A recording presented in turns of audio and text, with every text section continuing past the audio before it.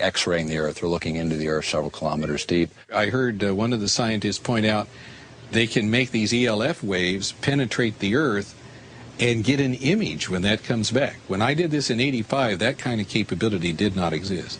We, in fact, are doing experiments, or plan to do experiments, to see if we can detect tunnels underground. There is a way of being able to use this type of technology to be able to look for minerals that can be just below the surface of the Earth. Oil, gas, different types of ore. HAARP can be used to explore oils or gold mine and the like.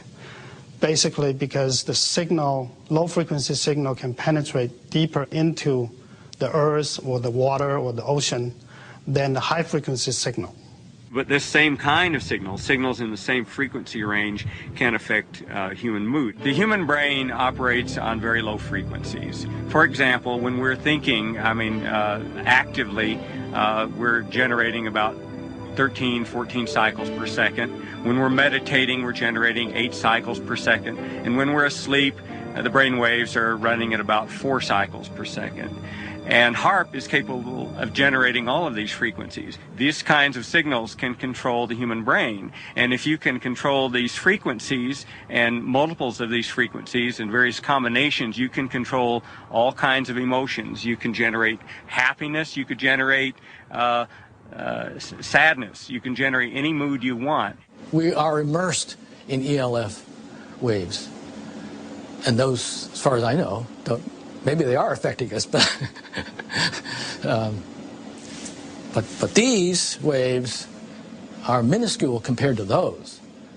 You know, the issue of ELF, extremely low frequencies affecting mental states of individuals, is not new. It goes back to Yale University and the work of Jose Delgado, which is well recognized in the literature. He started first using implants in the brain. He then used radio frequency with implants, and eventually he found that energy at 1/50th of what the Earth naturally produces could, in fact, in certain frequency ranges, trigger huge mood swings. I know the physical effect, but not the biological effect.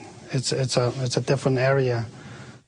I was considered a child prodigy in electronics. My entire life has been devoted to the study of the effects of electromagnetic energies on the human mind. When I was 13 years old, I invented a device that transmits sound to the human brain using electromagnetic waves. So this is my field. I've been studying this field for over 40 years. And HAARP scares me because I know what it can do. I know that HAARP can be used to control the human mind. I'm not sure that the people involved with HAARP are aware that humans are made up of energy, that the energy fields of Earth and humans are closely aligned. I don't even understand what you mean by energy. Humans are made up of energy. What does that mean? Humans are like balls of energy. We're made up of electricity and magnetic energy, just like the Earth. Are humans made up of energy? Well, what do they say? We're 90% water. But the rest of it is an electrochemical, and that's a form of energy, yes. All living things are exquisitely sensitive to some of the lowest levels of energy. We just couldn't imagine this. And it's been the subject of hot debate. How can life be so sensitive to the tiniest amounts of energy? But because this is how we are bioregulated, by virtue of tiny energy transactions within our body and also coming from the Earth, this is indeed the case. There are many different electromagnetic projects and technologies out there that are affecting our health today.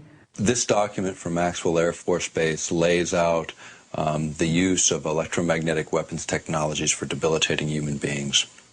Using electromagnetic warfare against human beings, you can cause disease, you can cause hysteria, or you can cause passivity for population control. Extremely low frequencies affect us because they are the same frequencies that our brains output. And when they're in the environment around us, our brains try to entrain to them. So our brains try to mimic those signals. And if those signals are not good ones for our behavior, then we can fall apart. We can behave differently. We could get sick. We could feel very stressed and not know why.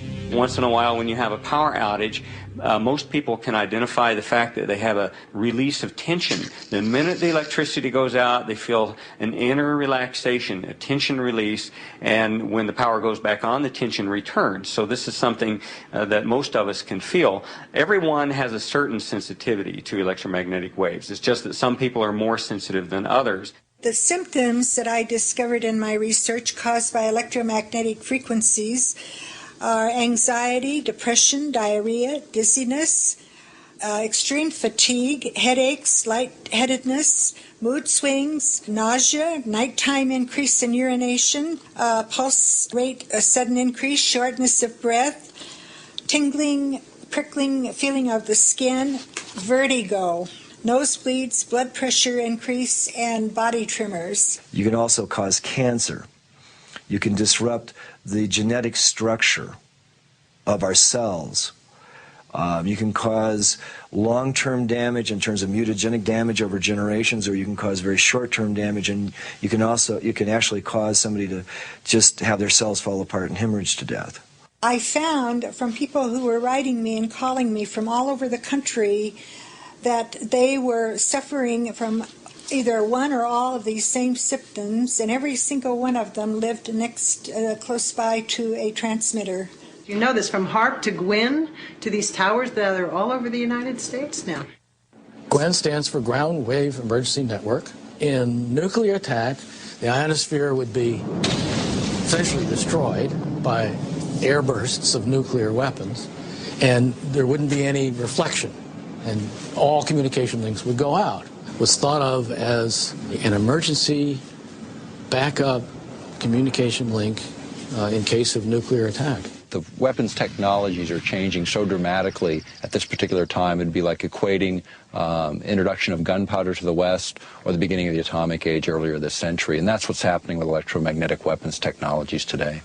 The Air Force Phillips Laboratory is the Air Force's primary laboratory for doing space research, and that involves things like HAARP, studying the ionosphere. Anything the Air Force needs for space, we look into, and that includes weapons for space application, one of which is developing plasma toroids, projectiles made of plasma, essentially the atmosphere of stars, being able to harness that energy and to be able to fire it at a target. We have a device called Shiva. Shiva is a large capacitor bank. Capacitors store electrical energy. And then in a very short time, we release that energy.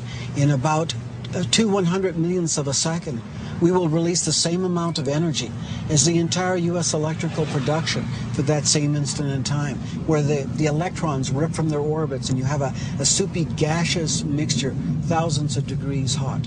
Potentially a very serious weapon. Electromagnetic warfare can also be used in coordination with ionospheric warfare.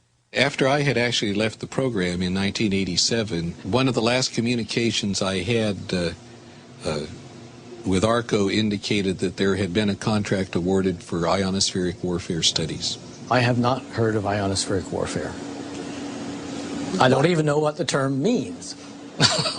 In other words, using the ionosphere as an amplifier and as a broadcast medium. What we're actually doing with the ionosphere at that point is we're not just reflecting a signal, we are amplifying the signal. We are causing it to become much, much more intense, hundreds of thousands of times more intense than it would have been otherwise. We're broadcasting that signature over a large area of the Earth. HAARP says it's not producing a weapon. HAARP cannot be used as a weapon. Some of our critics have argued that HAARP is only the beginning and could be a major weapons system. That just isn't true. What HAARP is basically a ground-based Star Wars weapon technology. I'm the Attorney General and Environmental Program Manager